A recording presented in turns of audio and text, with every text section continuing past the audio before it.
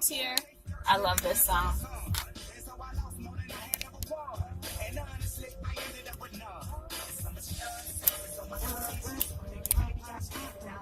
But no, today this is Renee Starms here, and I want to share with you the importance of creating a Facebook group.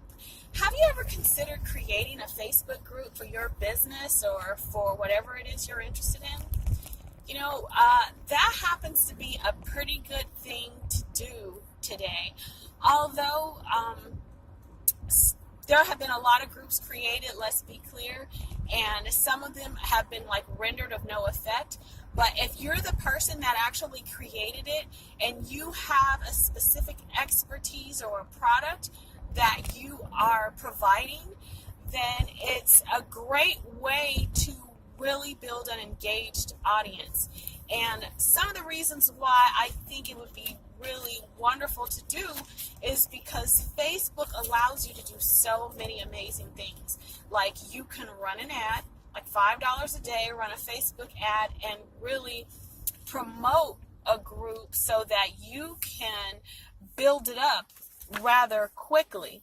And then given the fact that Messenger is attached to Facebook, you can begin conversations with them really terrifically. And with Messenger, there's also that mini chat that I love where you can actually build a funnel. So you can have follow-up conversations in a very systematic way to